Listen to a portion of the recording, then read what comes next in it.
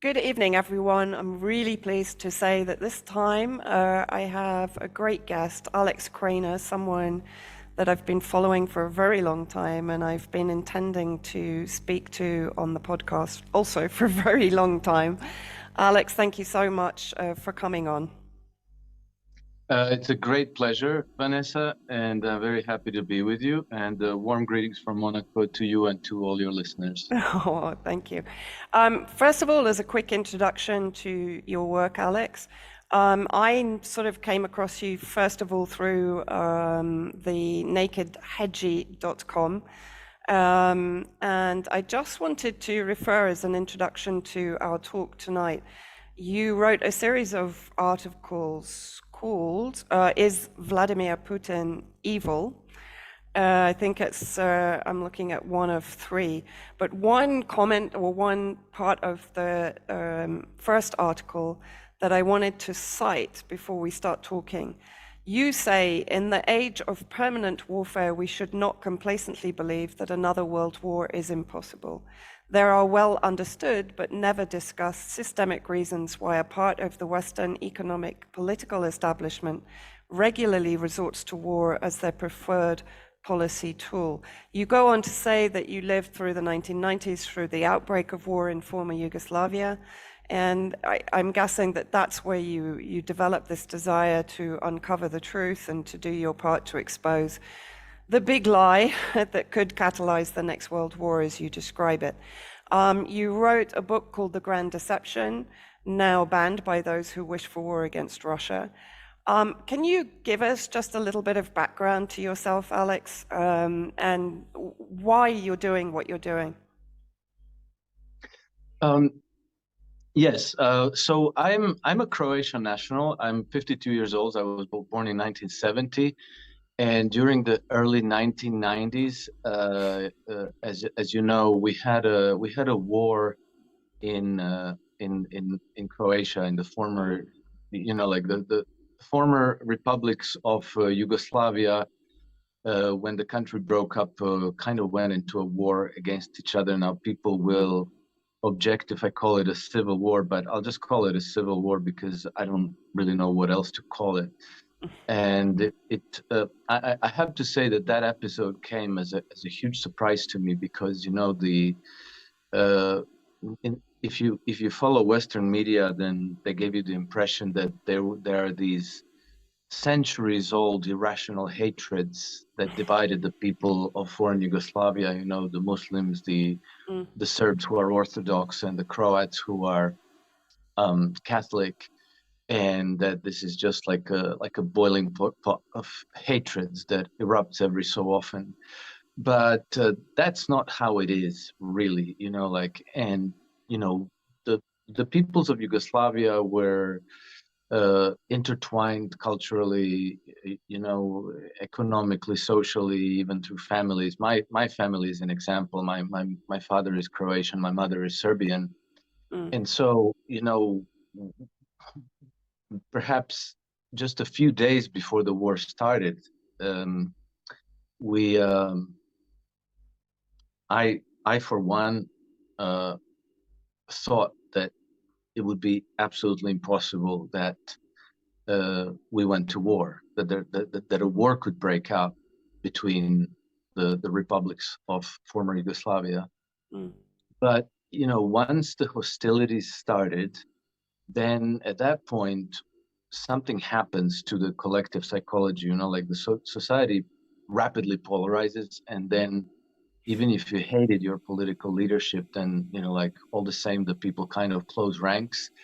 And from that point on, like there's no more nuanced discussion about the merits of this and that case, whether the Serbs have a point, whether we have the right to this and that. Suddenly, like the war becomes the core business of the whole society. And, nuanced discussion becomes kind of suspicious as unpatriotic. Yeah. And so, as I observed the tensions between Russia and the Western powers slowly uh,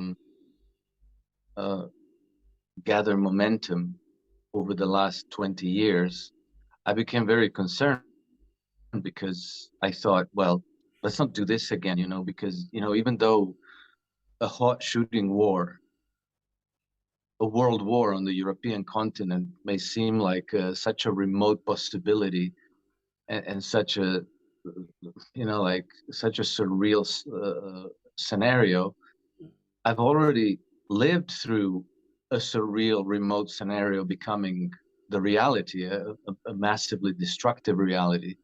And I volunteered for Croatian army. I participated in that war, and that made a big impression on me. And I'll repeat what I said in a few interviews, but like I think that um, perhaps the best metaphor about how these things happen and why they happen is something that David Attenborough said at some point. And what he said was that if you put 100 black ants and 100 red ants into a glass jar and you observe them, you see that nothing really happens. The ants just go about their business and they whatever. Mm. They do their thing, perhaps looking for a way out of the jar. But if you then violently shake up the jar, you see that the ants fall upon each other and then they start fighting and killing each other. So, something alarmed the ants, something probably, you know, made them frightened, and then they identified the other and reckon that's the source of Mm. this emergency, and we have to defend ourselves. Yeah. And I think that this is what happened in former Yugoslavia. And at the time, we didn't really understand this. I didn't understand it. And I think there were very, very few people who did understand it. And it took me maybe 20 years to kind of connect a few dots about how that war emerged. But definitely we were the ants in that jar, and somebody shook up the jar for a reason. And then we all went to war. And I think that today we are at the precipice of possibly the third war on the European continent. And there's people very, very busy, desperate to shake up the jar and make sure that the war does happen. Mm. And so, yeah, that's why I wrote The Grand Deception in 2015, because through my work as a former hedge fund manager, I became kind of privy to some of the stories that were going on in the background. The Western investors in Russia and these investment funds that were basically, they spent the 1990s plundering hundreds of billions of dollars of Russian wealth and spiriting them out of Russia to offshore centers, to London, to New York, to, you know, and trying very hard to leave Russia weak, impoverished, and hopefully partitioned into smaller, weaker political entities. Mm. And so I wrote my How, book. sorry, Yeah. how were they able to spirit such volumes of money out of Russia? Oh, so that's a very complicated story, which I tried to kind of dissect in my book. But in a Right. nutshell, basically, they first they plunged Russia into a very severe economic depression, Hmm. uh, and so when Russia was supposedly transitioning from communism to capitalism, Western powers, predominantly the United States, sent all these economic experts and financial experts to Moscow, and they basically gained the ability to influence policy through the government of Boris Yeltsin. Boris Yeltsin basically ruled Russia through decree, Yeah. and because he was so initially he was very trusting, and he was also very clueless. he, it was these foreign experts and some Russian collaborators who were basically writing the decrees, and Boris Yeltsin would simply um, signed them when he was sober. Mm. He was sober enough to do so.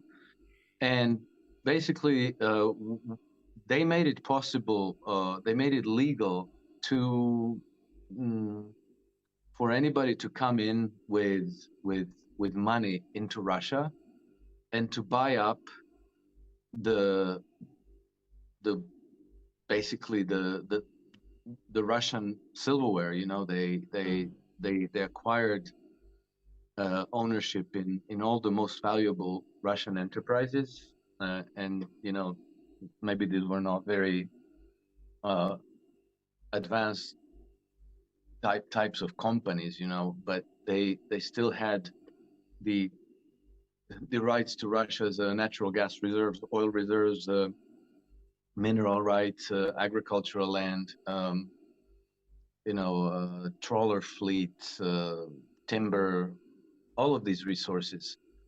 And they, the way they've done this transition was to make it possible through these very, very crooked auctions for foreign investors to acquire ownership in these companies for literally 99% discount on the book value, and then an additional, you know, 50 or 70% for that. So essentially for nothing. It was basically stolen.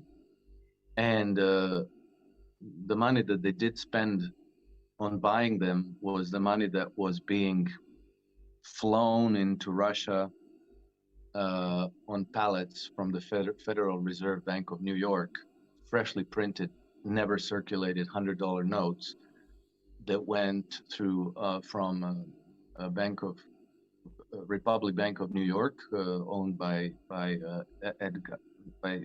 Edmond Safra, and they were flown weekly from New York to Moscow, and then you know the people who operated on the ground in Moscow could use those banknotes uh, to um, to bribe Russian officials, generals, company executives, and what have you, uh, to run this massive corrupt business. It was probably the largest pirate raid ever conducted in the history of the world. Wow. And so, you know, all the best parts of the Russian economy suddenly fell into foreign hands, and the ownership shares were taken abroad. And then, you know, like not only that, but you know, the trading of Russian exports was done in a very crooked way, in the way that they, you know, like they would pay uh, very low prices for Russian exports and then sell them for very high prices abroad, but all the profits would accrue to these offshore centers in the Cayman Islands and British Virgin Islands and Cyprus and so forth. So Russia was being robbed, blind, and plundered at a massive industrial scale during those 1990s. And so I kind of learned something about this because I met one of the investment managers that was running this business, and his name is Bill Browder. And Bill Browder kind of became famous because he published a book called Red Notice, Yeah. which was, I think, ghostwritten by Lee Child. It became like a bit of a bestseller because his story is told in the form of a like a spy thriller almost, and so it became very successful as a novel. The only problem was that the whole story is absolutely false, and it's a fraudulent tale. Nevertheless, they have used this fraudulent tale. This very Bill Browder, supposed author of this book, used this tale, this narrative, to lobby a piece of legislation called the Magnitsky Act through the U.S. Congress in December of 2012. And the Magnitsky Act is ostensibly like a human rights piece of legislation, but it's actually deemed to be the opening salvo of the new Cold War between the United States and Russia. So it was hugely damaging to the relationships between the two superpowers that, you know, at that point could have been normalized and could have been, you know, friendly and constructive, but that was all wrecked. And the person who was leading the wreckage was Bill Browder, but it's not just him. There's clearly a very powerful network of players Mm. who are backing him and who are probably um, setting the strategy that he executes. Yeah, so that's how that book happened. I self-published it, and it was on the market for about 6 weeks, and then it was banned. Yeah. How can people get the book now, Alex? Uh, I'm basically giving away book in PDF to anybody Okay. who requests. But if for people who like to read hard copy, Mm. they can go to Red Pill Press. So Okay. Red Pill Press was the only publisher courageous enough to pick up the book, and they spent about 9 months cleaning it up to make sure that there's nothing there that anybody could sue them for. They double and triple checked all the references, and then they published it, but it was no good. It still got banned again, so that was the second publishing. After about 5 weeks, it got banned again. So now it's only available from the website of Red Pill Press themselves. I mean, the censorship that's ongoing at the moment is just extraordinary. I mean, it's off the scale. It's interesting Yeah. also to Yeah. hear what you said about the red ants and the black ants, and how the jar was shaken up, and that's what started in speech marks, the civil war in former Yugoslavia. This is a very similar game plan that we saw being rolled out in Syria. The so-called civil war here, based on very similar sectarian lines, the attempt to balkanize and partition Syria into warring statelets.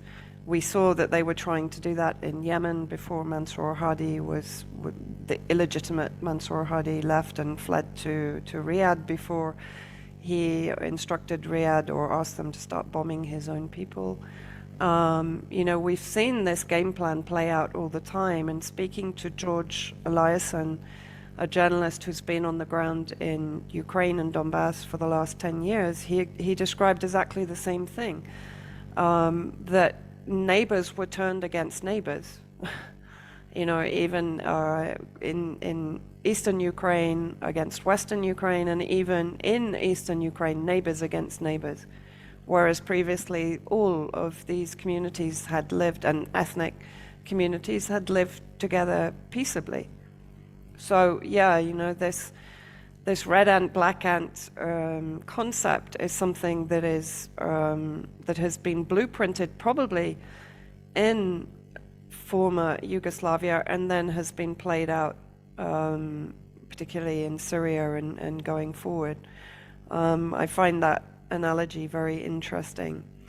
But I wanted to talk to you particularly about an article you wrote very recently, a couple of days ago, entitled, "Will Germany Sink the EU?" For me, this is very interesting because this correlates with a lot of information that I've seen pointing to the fact that just as this is a war against Russia, it's also a war against Germany. Would you agree with that? Would you agree that Germany is as much a target economically as Russia is a target for being weakened and for being carved up, for being destroyed as a rival to US supremacy? Yes, absolutely. And I think that, just to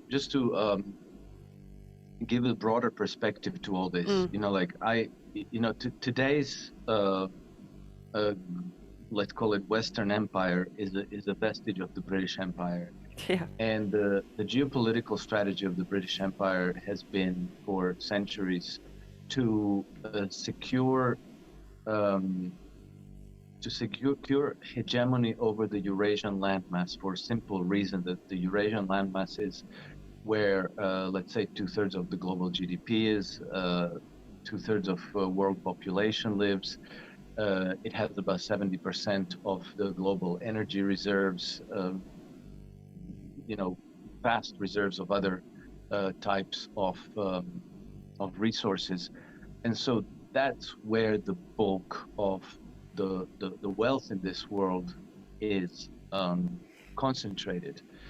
And so dominating the Eurasian landmass is it's obviously it's a huge continent, and you cannot do it by policing the whole area, with your militaries. There's not enough military and police in the world to do that. So the way the British have done this is by always carving up the map into small, mutually hostile political entities. And they've carved up the whole continent in this way. You have India and Pakistan, India and China, North Korea, South Korea, Iran, Iraq, Turkey, Syria, Turkey, Greece, it's Russia, Ukraine, and so forth. It's like all over the place. And then, through intelligence work and through secret diplomacy, as soon as some regional power becomes strong enough where they can chart, let's say, autonomous independence policy, then, the secret diplomacy enters the play, and they try to, kind of pit other powers against them, force a military conflict. And so, these powers are constantly, nonstop, exhausting themselves in mutual fights and squabbles, while Western banks, Western corporations are there dominating the economics, the extraction of resources, and the exploitation of the local population for cheap labor. And so the overarching imperative of the empire, which was explicitly formulated by I think the first time by Halford Mackinder and about 100 years ago, was that rule over this landmass had to they had to preempt the emergence of large regional power, and primarily the countries that were meant to kept down and weak and partitioned were Russia and China, and particularly an alliance between Russia and China. But what's extremely important to them is Central and Eastern Europe. Okay, and so for Mackinder, the nightmare scenario would be an alliance between Russia and Germany. And this same principle was also reiterated by Zbigniew Brzezinski, because Yes. about 100 years ago, the British Empire was pretty much exhausted and down in the dumps. So the people who are the networks that are the stakeholders in this empire, because obviously it's not the British people who have any benefit from this, they kind of transferred the center of power to the United States, and they began to infiltrate American political and economic and academic and cultural institutions to use the United States as their next global cop. And the strategy of dominating the Eurasian landmass went along with that transfer of power, right? And so this same strategy of dominating the Eurasian landmass became the American foreign policy objective, which is, again, explicitly stated in a number of documents. One of them is Brzezinski's Grand Chessboard, but there are others as well. And so, where one of the things that they are very keen on is to prevent the cooperation and alliance between Germany and Russia. Because they're afraid of German industry and technologies growing very strong thanks to Russian wealth of resources. And because Russia and Germany are logically, allies to one another. They should be. And these Nord Stream pipelines kind of made it quite obvious because, one financial analyst named Zoltan Požar, who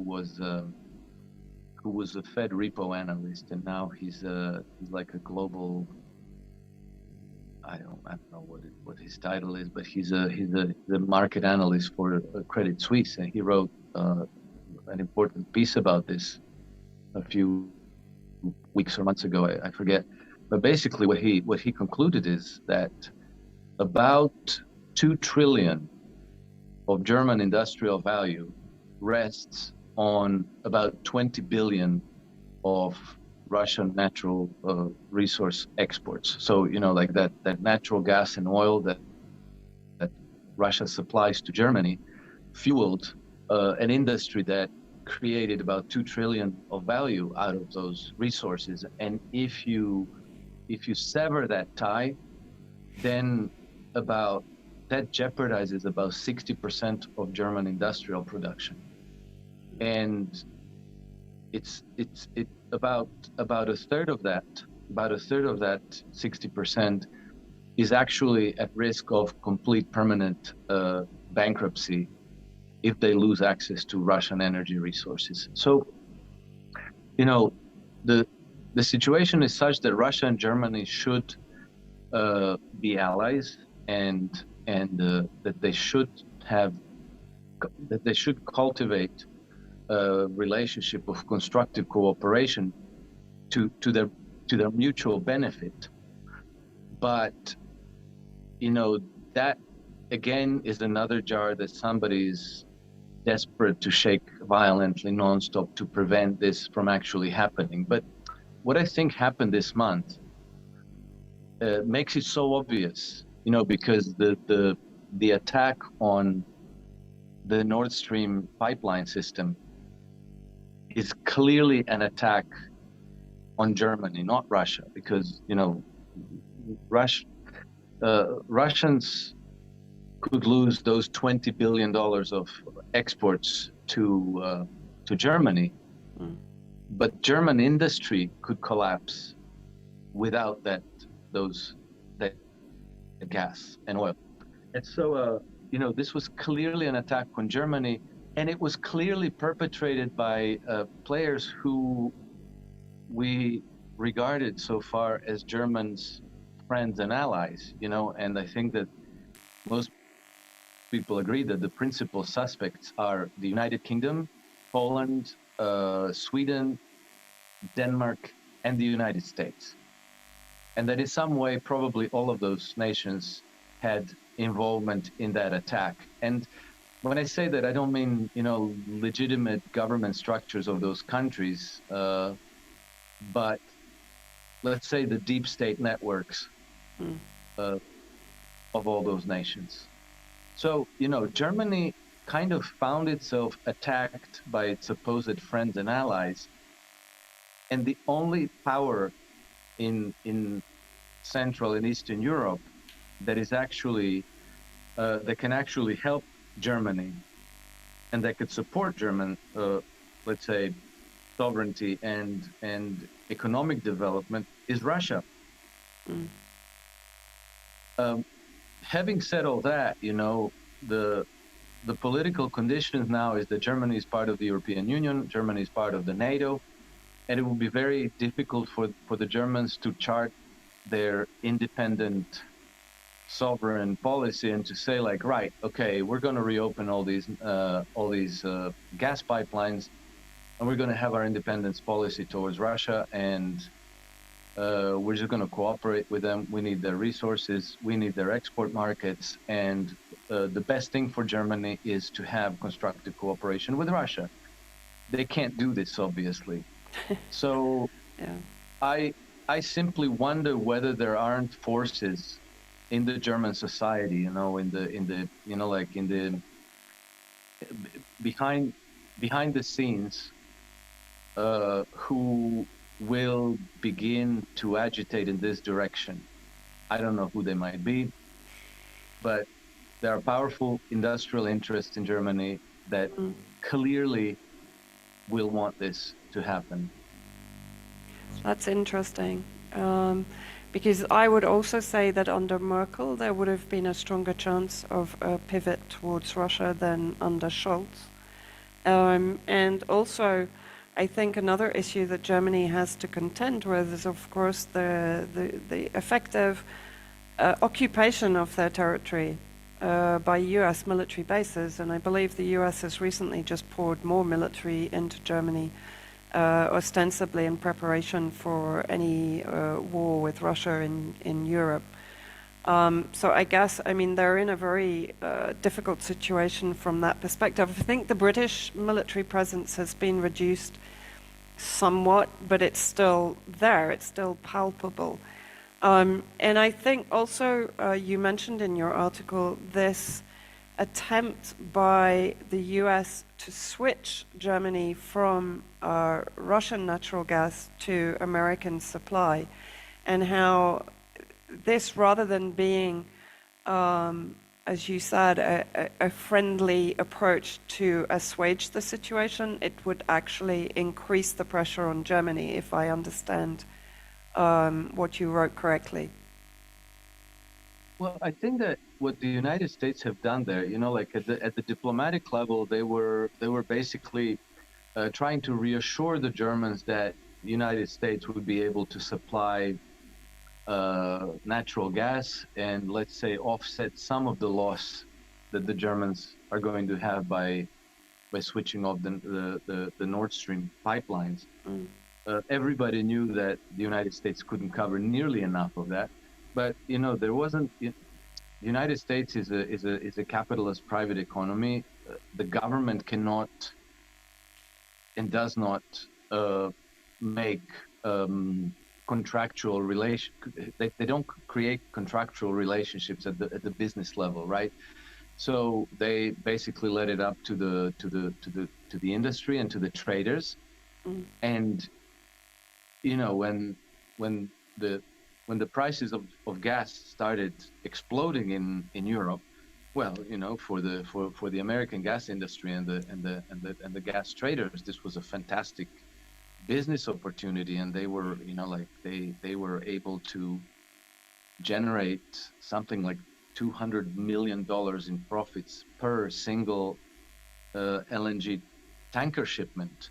And so they did, and they piled into it, and you know they don't care whether Germany is in dire straits, whether they, the market price is what it is, and they're very happy to supply natural gas at that price.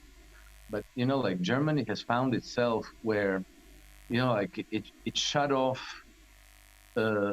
cheap, abundant, reliable supplies of gas from Russia under political pressure, and then made itself prey to the to the, how do you call it, to the vicissitudes of the competitive natural gas markets. Mm. And if they wanted to buy natural gas from the United States, they had to pay up the price, and that's what it is. And they this this, how do you call it, German economy minister Habeck, he complained about this. The French economy minister complained about this, but they created this situation themselves, because it used to be that they had these long-term contracts for gas supply with Russia, where the price was pretty much established and defined and wouldn't fluctuate so widely. It was reliable not only in terms of the quantities that were arriving, but you also knew the price that you were going to pay. And they, crashed all that, Yeah. and found themselves in real difficulties. But not, not that nobody was forcing them to do it. Like the United States forced them to do it, but the reason why they did it is because they are obviously vassals of the empire and not sovereign independent nations, because you wouldn't shoot yourself in the face if you didn't Yeah. have to, right? exactly. Yeah, I mean, they are effectively committing economic suicide, right? Yes, exactly. Correct. Um, Correct. And it's one thing to look at, like what percentage of the German industry is going to find itself in difficulties and what percentage of them are going to permanently shut down and how the mm, GDP is going to. But these are, real families and people who yeah, are going to find themselves without income. yeah. Like when your salary stops arriving, like how do you pay your bill? Are you going to find yourself homeless? Mm. These are, And these of are course, I very, mean, very, yeah, and this comes after 2 years of COVID measures, the lockdowns, the effect that that also had on the economy, on people's ability to earn, to work. So it's another attack against an already decimated working class, effectively, right? In Europe, yes, in Europe. yes, correct, correct. And I think it seems to me that the ruling classes were, they were gambling on the idea that they were going to be able to collapse the Russian economy, Mm, and that then everything would start this chain reaction in their favor, where Russian economy would collapse and people would go out on the streets and they would topple Vladimir Putin from power, and then these Western financiers would be able to come back in, do a color revolution, put in there some Juan Guaido of their own into the Kremlin, and then they could help themselves to Russian assets again on their own terms. And by the way, like one thing I didn't tell you is that after I published The Grand Deception, I got like some people from Russia contacted me, and then they provided me some additional information. And I learned from a guy who was working in the government in the Kremlin in the 1990s, and he told me that Russia was collecting 25 cents per barrel of their crude oil exports. So the Russian state was collecting only 25 US cents per barrel of exports, which is again theft, mm, outright theft. And you can only do it if you have a Juan Guaido yeah, of your own in the Kremlin. If you have Vladimir Putin, well, then you have to negotiate a fair deal. But the Western Empire doesn't do fair deals. They only do exactly. bludgeoning others into submission and helping themselves to what they want. Yeah, yeah, absolutely. Um, You mentioned also, and that also ties into another article of yours talking about Britain's secret diplomacy and European wars. But you mentioned Germany being besieged from all sides. You also mentioned that Poland was one of the countries very probably involved in some way in the Nord Stream sabotage. But you also allude to Poland's demand for 1.3 trillion euros in World War II reparations from Germany. Can you talk to us a little bit about this? Because I find this really interesting, how you explain what this means.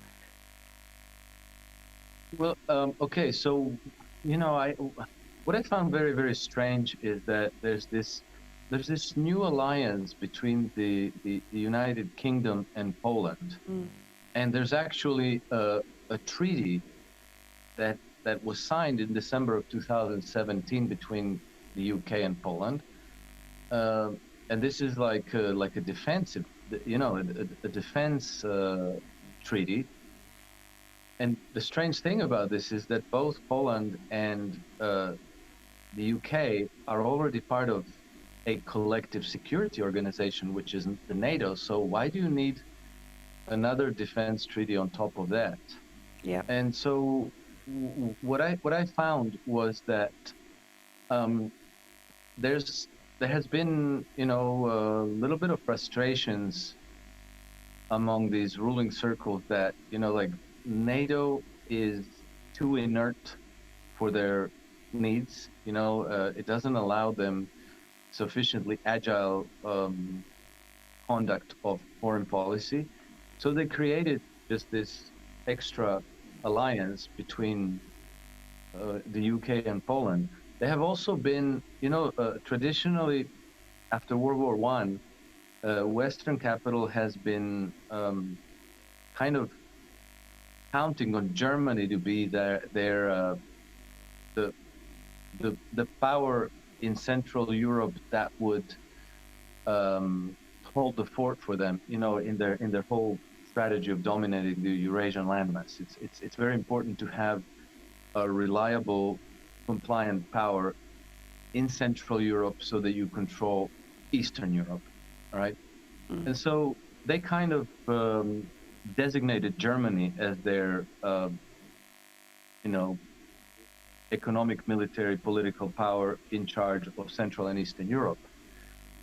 But it seems that Germans, after having been used twice in the last century to wage war against Russia, Germans are not so keen on playing that role, and they are reluctant. And I've been very fascinated to observe Olaf Scholz over the last year because, uh, you know, apart from the surface appearances, he's been kind of extremely reluctant to to cut off Nord Stream 2 pipelines. He's been dragging his feet as slowly as he could on providing lethal military aid to Ukraine. They've been very reluctant, and it's clear that they've been frustrating the Brits and the Ukrainians and the Americans in doing so. And I think that the the British foreign policy establishment kind of saw that coming, and so they pivoted from relying on Britain as their man in Eastern Europe to Poland. Poland is much more keen on going to war with Russia. They're much more assertive and aggressive in their foreign policy. And so now, Germany has found itself with some kind of a weird alliance between Britain and their eastern neighbor, Poland. And then I found out that Britain had another similar treaty with Germany's western neighbor, France. So there are only two treaties of this nature within NATO, and that's Britain-Poland and Britain-France. And I've never seen the treaty with France, but I do imagine that somehow it's meant to contain Germany because who else would it be? It wouldn't be Spain, it wouldn't be Italy, it wouldn't be Switzerland, right? And so Poland has been, ever since this Radoslav Sikorski became Polish first defense minister and then foreign minister, and Sikorski is a British agent. I mean, that's pretty obvious. He's an Oxford man who was a part of the Bullingdon Club together with David Cameron and Boris Johnson and all these other people. And so when he went back to Poland,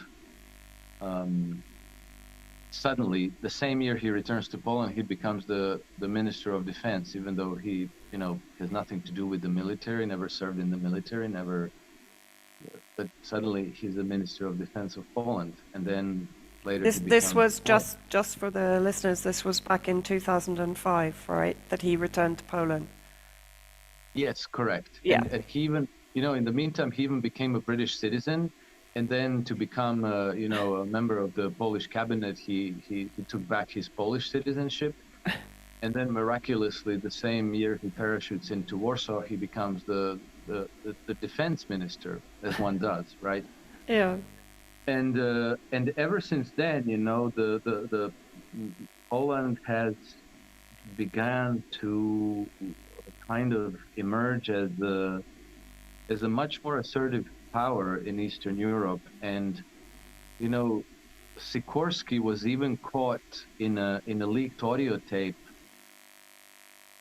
explicitly stating that they were going to antagonize Russia and Germany. So that was their objective. Sikorski was also very deeply involved in bringing about the Maidan coup in in Ukraine in 2014. And according to a Polish MEP, member of European Parliament, apparently the snipers who shot about 40 people in Kiev on February 2014, they were trained in Poland. Mm. So, it does seem that Poland has emerged as a power that is now covertly, at least, hostile both to Russia and to Germany. And I think that part of that assertiveness is this new demand to be paid war reparations for World War II from Germany in the amount of 1.32 trillion euros or dollars. I'm not sure now, but the same thing. It's a preposterous amount of money. And like, where do you go with that? Because then, like, what if India demanded 44 trillion in Exactly. reparations from the UK, Mm. and Congo, I don't know how much they could demand from Belgium, and China could, ask for a massive chunk. So where do you go with that? Like, it seems to me that the British secret diplomacy has opened a Pandora's box of things, the consequences of which they cannot control. Mm. And so, Germany has found itself on a chopping block. Clearly, its supposed friends and allies are sabotaging it, are uh, uh, doing very hostile acts to Germany. And I think that the only credible power that could help Germany defend itself against these attacks is Russia. And so it's going to be very interesting to see where all this goes and how the situation evolves. Obviously, if we read the corporate media, we're not going to know, but I think it's interesting to observe the conduct in the diplomatic world, the statements of various politicians, and what's being said between the lines. Yeah, exactly. And interesting that you mentioned Poland's role in the 2014 coup. There are reports now that there are up to 5,000 Polish troops actually on the ground in Ukraine. It is claimed by some Russian media that they were targeted in Zaporozhye, in the buildings that were targeted after the Kerch bridge sabotage, which actually there was an article published by Grey Zone, written by the journalist Kit Klarenberg, detailing the fact that the Kerch bridge sabotage mission, or terrorist sabotage mission, was at least planned by British security experts, intelligence experts. So, this also ties into your belief that it's British intelligence that are largely behind many of the projects, the campaigns against Russia, as of course they were instrumental in the intelligence destabilization of Syria. It was far more British intelligence, in my view, than American intelligence that was absolutely pivotal to the infiltration, the embedding of organizations with the terrorist groups, and the media and PR cover for the terrorist groups in Syria. And that's been evidenced by leaks from the UK Foreign Office. So, Right. we know that to be correct. So it is fascinating how Britain is creating these alliances to effectively push through its own agenda, which is to weaken and destabilize Russia. A quick question for you. To what extent do you think the UK and the US are really collaborating, or do you believe that there is ultimately, is the UK controlling the US, or is the US controlling the UK, or is there at some point going to be a schism between these two powers also? Excellent question. Thank you. Well, look, ever since I've ever since I've conducted my research for that book, Grand Deception, I've gotten a very strong impression that the special relationship between the UK and the United States is actually kind of like if you know, like for people who are old enough to remember Mad Max 3, Yes. there's this thing called Master Blaster, you know, like where you have this very strong, big giant, this old, decrepit, evil dwarf riding on its back, who Yeah. is directing him. And actually, you know, the evil, decrepit dwarf is the mastermind, but the the strong giant is the one who is able to Yes. Yeah. bludgeon everybody else into submission. And I believe that this is kind of a better description of the relationship between the United States and Great Britain, where, you know, Great Britain is that little decrepit dwarf. And I think that speaks to the not, I shouldn't say fact, but very probable fact that what we are dealing with today, this quote unquote rule-based world order, or you know, the empire of lies, really is the vestige of the British Empire, and that its, you know, mm, its headquarters is still the city of London, Yeah. and that the United States is merely a the the you know, the economic, military, and diplomatic power that's executing the strategy around the globe, but the strategy actually still is formulated and directed by London. And I think another, you know, like we had another episode that kind of corroborated this, which is when in late March and early April of this year, there was you know, there was communications between the Russians and the Ukrainians, and Ukraine actually reached out to the Russians and said, like, right, okay, we are ready to give up on NATO. We are ready to be neutral. Let's end this war. And they apparently also exchanged paperwork. They, you know, Vladimir Putin directed his foreign ministry to draft a peace treaty.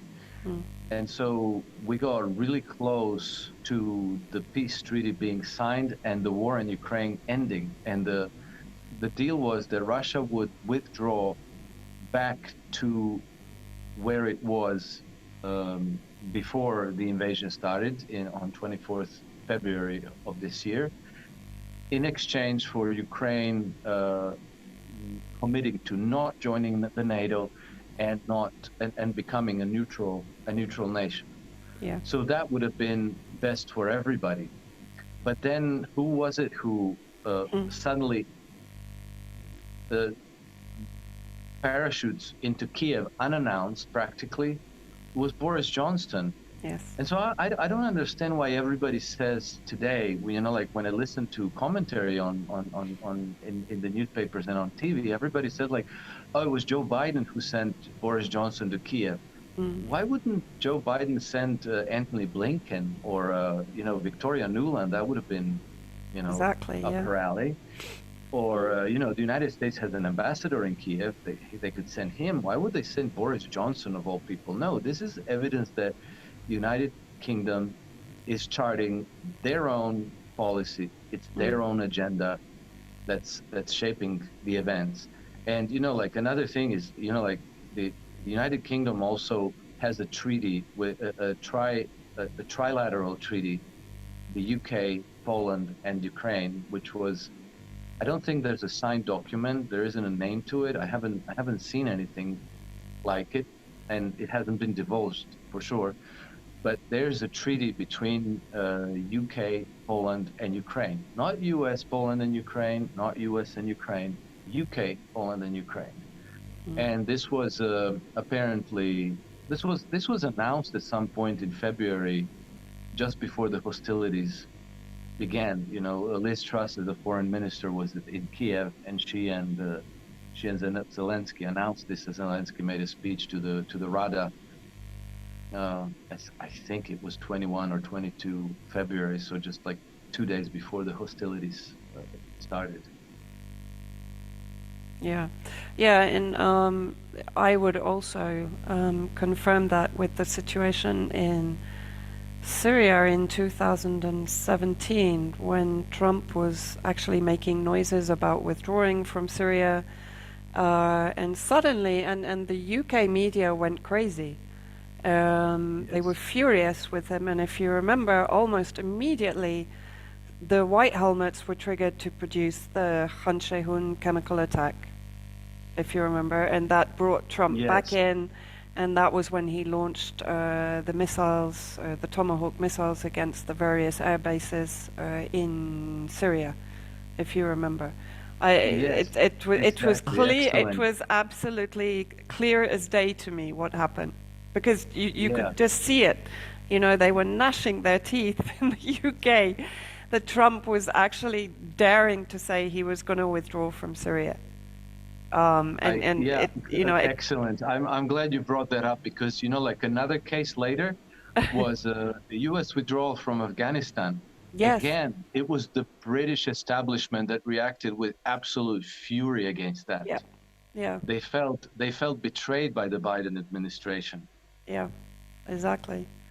And it was, of course, also we have to remember, when was it, in 2020, that Trump ordered the assassination of Soleimani and Mohandes. Mohandes, of course, the Abu Mohammed Mohandes, the leader of the PMU that were the militia in Iraq that had really been fighting ISIS, while the US and the UK, of Right. course, were incubating, recruiting, and arming ISIS. So yeah, you know, this for me, this you described it so perfectly with the Mad Max analogy, but I had always described it as Britain is the brain, the US is the brawn, the muscle. Yes. Yeah. Well, Yeah, same thing. Yes. yeah. Basically, yeah, but the Mad Max image is just perfect. Alex, where can people catch up with your work? What's the best website for them to go to? So people can find me on Twitter. My handle is @nakedhedgie. Hmm. And I also have a personal blog called The Naked Hedgie. For people who trade or invest, I have a professional website called iSystem Trend Following. Hmm. And I also have a YouTube channel. Unfortunately, I don't find time to be sufficiently active on that. But I also started publishing a Substack, which is Yeah, called Alex Krainer's Trend Compass. yeah. So that's that. And then, for the books, as I told you, they're nowhere. I can share PDFs with people for free. My two business titles, which have also been canceled, are also available on my site, iSystem Trend Following, free of charge in the About tab. Uh, and um, and for anybody who needs a hard copy of Grand Deception, I'm afraid that the only place where they can get one is on Red Pill Press. Okay, perfect. Alex, thank you so much for your time. It was a huge pleasure talking to you, and I hope we can do it again in the very near future. Vanessa, with great pleasure. It was a privilege to join you today. I wanted to say personally, thank you for what you're doing. I've been also following your work for many years. I genuinely feel that brave journalists like you make the world a better place. And I'm very grateful for that. And so Godspeed, keep safe, and I'll be very happy to jump on a call with you again in the future. Oh, thank you so much, Alex. That's really kind of you. Take care of yourself and speak very You soon. too. You Bye. too. Take care. Bye. Bye.